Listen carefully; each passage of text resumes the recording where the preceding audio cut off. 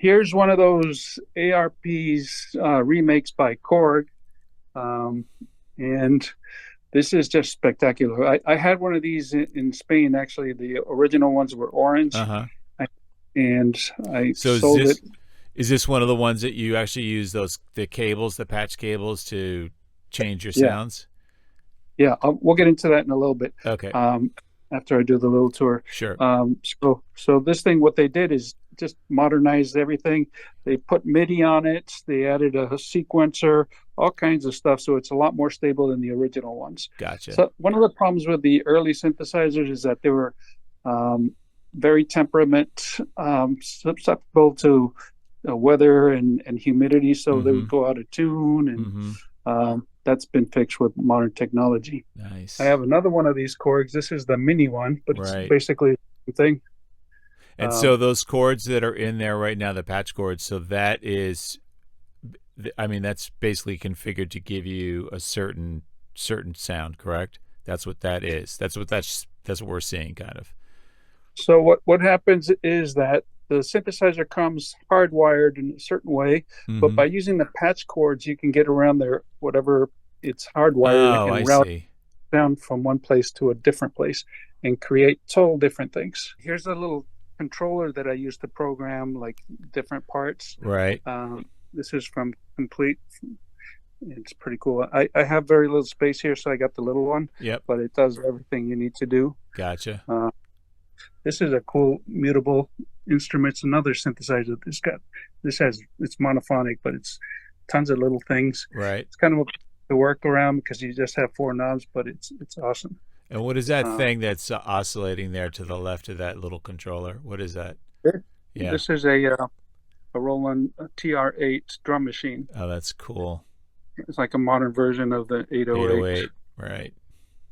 Nice. Uh, Oh so yeah. this is Roland V-Synth GT, Yep. one of my favorite synthesizers. This combines a lot of different technologies Mm-hmm. in a way that no other synth does. It's a favorite, for example, of Rick Wakeman. That's his favorite synth too. So can you show us like because we spoke about like oscillators and LFO, the different controls on a synth. Can you show us on a physical synth Yeah, like what those controls look like? we're going to get to the memory Moog that I talked about before, but recently Moog's created another version of that, the modern version. It's called the Moog One, which this is. Mm-hmm. This is an absolute monster. It's a 16 voice, 60? limit 60? 16, Oh, 16, 16. Okay. yeah, with limitless routings and just it's a very powerful synth and it's amazing. And it looks Just love cool. Is that love this thing. wood? Is that real wood? Yeah, this is Yeah, real it's wood. Yeah, beautiful. it's Yeah. beautiful. Got good action. Yeah. This is my old Korg Lambda, where I used to tour with bands here in the States and Uh-huh. in South America with this thing. It's basically a string and percussion uh, preset machine. So what But year is back that then, from? this is from the early 70s, 80s. early 80s.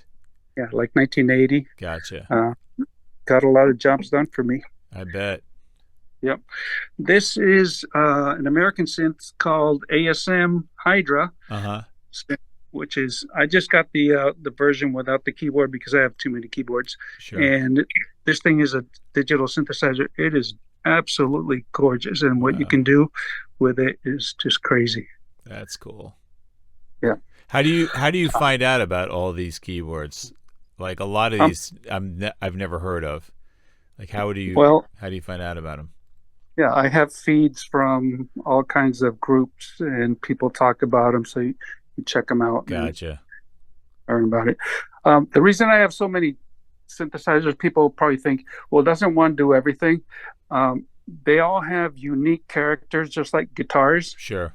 Uh, and somebody that doesn't understand synthesizers, they think, oh, you just need one. But I'm kind of a Yeah, it's nut interesting about to this stuff. hear you talk about the action on the synth. Right. That's not something I even Yeah, thought so let's existed. let's dig into that a little bit. So when you refer to the action on a keyboard, what does that mean? Okay, so the action, for example, this thing from like 1981. Uh-huh. It's very cheap action. It just has a spring and doesn't really do anything. Right. Um, Like then you do have, anything, you mean like touch sensitive, like yeah, release, things like like that? this is weighted, and you can program it so that the harder you hit the key, it changes the sound, it modulates or it brings another patch in, whatever you want. But Right. it also feels much better, much like a piano. And if you're a piano player, Right. um, you can play with these things, but you just don't get the same feel as one of these very nice keyboards. Yeah. And this has got grains on it, so it helps your fingers stick to the keys better Oh, that's than, interesting. yeah. That's So it's interesting. it's very, very nice. Um, all right, down here I have this is really for bass players, but this is a Moog Taurus 3, Uh-huh. and this is a bass synth. And when you play this thing, the whole house shakes. It's just beautiful low end Yeah. that only the Moogs can get. And that And is that like standalone by itself, or does that yeah, have to, it is. Okay. yeah, standalone. See, it's basically a synthesizer that's designed to be played with your feet and Right. focus on low frequencies. I remember when And I saw Rush, I think that was probably in 1977 or something like that. Geddy Lee was using one of those things. It was yeah, great because he was playing synth, the regular synth with his hands, and he was playing one of those. It was really cool, especially yeah, at that Geddy time. Lee, the guys from Genesis, Yeah, those guys do that a lot. yeah. Uh, this is one of my favorites of all time, the Oberheim. Oberheim 88. Yeah, I This recognize is, that one. yeah, from the early 80s. Yeah, The action is the old cheap action, yeah, but the filters and the sound, the quality of the sound this machine puts out, you don't get anywhere else. It's yeah. beautiful. It's unique. Yeah, and my most expensive keyboard is this one. Is that a Casio? It is. Yeah, Yeah. So we were talking to Alan Najarian a couple of weeks ago, and we were talking about one of the first songs that he wrote, and that's actually the keyboard that he used. Not that exact one, but it was the same thing to write that tune because it had like these little drum patches you could just play, and then you do your yeah. little synth parts over top. It was super cool. Oh, it's kind of a toy, but anyways, Yeah. this is the one when we get into the different modules that I'll show you. This is the memory Moog I was telling you about. Yep. It's the first polyphonic synthesizer by Moog, Right. and like basically three mini Moogs in one. Right. So this thing incredible. So is that just an updated version of it, or that's like a replica of the actual, No, this is the real thing that's from the the 80s. real deal from the 80s? Wow. Yeah, Wow. this is the modern version, the one I showed you before, I see. Okay. and this, is totally different. But So how many voices does the Moog have that we're looking at right now? this has 6 voices, 6 but it voices. has 3 oscillators. So on each voice, you can run all 3 oscillators with different notes. So Gotcha. you can do all kinds of stuff. I recognize that keyboard on top there. Is that a Yeah, Juno? Yep. Juno Roland. 106. Yep. This is a beautiful Roland synthesizer from the early 80s. Yep. It's on almost every album in the 80s. Yep. New Order, David Bowie, tons of bands. Yep. This was famous basically because of the chorus that it has. It gave it a very particular sound, Yeah. and it was very easy to use and program, and it's beautiful synth. Yeah, chorus was huge in the 80s. The Roland Jazz chorus amps, Yeah, choruses on synths, choruses on everything, for sure. yeah. So now we are at the mother of all analog synthesizers. This is the Oberheim Matrix 12, Mm-hmm. and this thing is a beast. It's again possibly on almost all the albums during that period of time. It was the synth that everybody wanted. If you want to look for one of these now, if you can find them for sale, they're upwards of 12 grand. Wow. So this is from when? What period in time? Mid 80s. Mid 80s. Wow. Yeah. And the limitless possibilities of matrix routing here is just made it incredible. Plus, it had the Right. Oberheim oscillators and filters, Mm-hmm. which gave it that unique sound.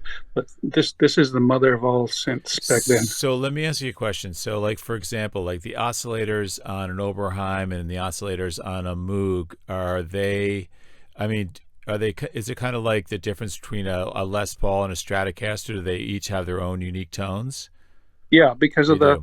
electronics they use and the way they put the thing together. I So see. yeah, that's why I have so many different ones because they each have their own character. Right. So I noticed that there's one brand of keyboard that I'm not seeing there, and the Yamaha DX7, for example. Any particular Yeah, reason why you don't have the Yamaha? Not a I had a DX7 back in the early '80s when they came out, yeah. and that's called FM synthesis, Mm-hmm.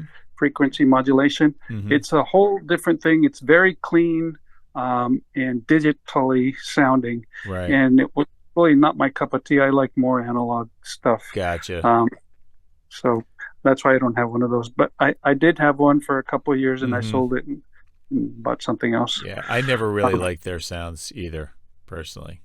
Just personal it's, preference. Not no they're offense kind to of any of cold. the Yamaha DX7 users out there. It's kind of for me. It's a cold synthesizer. The sounds just don't do it for me. Yeah. But Yamaha has other magnificent keyboards. Mm-hmm. Mm-hmm. This is a monophonic keyboard that I bought in 1981. It's a Pro One by Sequential Circuits. Mm-hmm. Have you heard of the Prophet 5? I have. Yep. So this is the monophonic version of that super powerful synthesizer, and it's on albums like Yazoo, Depeche Mm-hmm. Mode. These all those bands use this guy. So was that kind of like in competition with like the original Moog, or was something different altogether? E- Exactly. It The is. Mini Moog came out, and it was so popular that other companies wanted to have their own version, and this is the Sequential Circuits Version. competition. It's Right. totally different synthesizers. They sound nothing like each other. Gotcha. Gotcha. Here's a little sequencer that goes with the Oberheims. Okay. Yeah. And then the last set over here is this is a Roland Jupiter XM. This Mm-hmm. is a modern synthesizer, Mm-hmm. and it's got everything you ever wanted or could need, and it's a pretty handy thing. I take it when I go gig with people, so I don't have to carry these big ones. I Right. take this or a little Korg that I have, so it's Right. pretty cool. That is cool. This thing's a beast. It's called the Quantum, the Waldorf Quantum, Uh-huh. and it's a German synthesizer, Mm-hmm. and it's a wavetable synth, so it has all kinds of different waveforms rather than just having the standard 4 or 5 oscillator waveforms. It's just limitless, and So it's they so they already have like kind of waveforms already like pre-formatted kind of? yeah, Is that what but that means? yeah, and you can just change anything you want. So it's impressive. Gotcha. Yeah, that is Love cool. this. Here's Prophet X from Sequential. Uh-huh. This thing is unique. It's some say that it's the ultimate sequential synthesizer. Mm-hmm. Oh, It's a so mixture of analog oscillators with samples from that company I mentioned before, 8Dio. yeah. And the good thing is that usually when you want to manipulate samples, you have to do it on a computer. Mm-hmm. Here you have all the different knobs that make it so much easier to work Right. than if you go on the computer. So, Right. and like I told you before, I like knobs. So, and this is very sturdy keyboard. Yeah. That tactile feeling is definitely cool for sure. Oh It's a yeah, lot more rewarding than moving a mouse pointer around. yeah, and it's got a heavy, nice keyboard action, so it's beautiful. Right. And then here's another little one. It's called a micro Korg that I used when I go jam with It's people. like the tiny person And synth. yeah, it's got everything you need for Yeah. this little thing. You can program it to, but it's also got a vocoder, which is awesome. Oh, that's great. Yeah, Do you use it? Do you ever use it? yeah. Yeah. All of a sudden, in the middle of a song, you'll start saying stuff through this thing. It's pretty cool. That's very cool. Explain to Yeah. people how the vocoder works, because I think people are familiar with like that robot voice, but they Yeah. may not know how it works. So basically, as I was telling Tippins before, Mm. you have different sources of sounds on these instruments. Right. And when you have a connectivity through a mic, you can put a voice through it, and you can use the filters and the modulation and everything to change the sound and get those robotic voices that you hear all over the place. And do you have Pretty to cool. play the notes on the keyboard at the same time that you're speaking into it or singing into it for it to work? Yeah. So what happens? You don't have to, but what happens is when you play the notes, the voice comes out in the notes that you're hitting. Gotcha. So if you play like a chord, you speak and it'll hit all three notes. Right. It's pretty cool. That's fun. Yeah, it's a lot of Yeah. fun. Yeah. That's awesome. All right. Beautiful, beautiful collection. Beautiful collection. Thank you. Yep. So let me show you a little bit of how these things are laid out. This is probably one that I can show you because, well, actually, let's go to this one. Sure. Yeah. So this is what I was telling you. Basically, these things are lined up. So you have a sound origin and then all the different manipulations till you get to the outside, the mixer outputs. So basically over here, you have this is the ARP 2600 by Korg. Right. And if you want to connect a microphone or a preamp, you can connect it and then adjust it for the input. Right. And you get the voice going in or a guitar, whatever you want. Gotcha. Then you have these modulators. Basically, these take the sound and they modulate in different ways that you can program to affect the sound. This one has 3 oscillators, 1, 2, and 3. Right. These are the sound sources. And basically, you pick your frequency. Right. Turn the volume a little bit. So you can pick, you have a mixer here. Yep. And you can pick for the 3, what kind of frequency you want. Right. And the waveforms. So you start with this. Got this annoying sound going on. So you start with 1 oscillator or 2 or 3. Right. Mix them up through here. Right. Just like a mixer. You bring them in any configuration you want. Yep. And then, like I said before, you can take the outputs and reroute them to anywhere you want, even to itself. So it sort of triggers itself and creates a whole different sound. Gotcha. Yeah, and then they also have these things that we didn't talk about. It's called white noise. White noise generator. Yeah. Yeah. That's what this is. Gotcha. So basically, this is doesn't have much of a tone. It's just noise. Right. And it sounds like wind. Sure. And it's got different categories: white and pink noise. Adds to the texture. Yeah, the different frequencies that it works with. Gotcha. Then you come into the voltage control filter, which is basically how you manipulate all the different filters and the routings to affect the sound. And then it comes out to. So with like the voltage control filter, would that be similar to like a master bus on a mixing console where everything gets routed to that and that controls everything that's get routed to it? Is it similar in that respect? Very similar, yeah, exactly. Okay. And so you see all the different inputs from these guys. They come into here, and here's where you send it to wherever you want. Gotcha. Very cool. Then it goes, the next step is the ADSR we were talking about before, which shows you the shape of the sound. So that's exactly the ADSR buttons there, the attack, decay, release.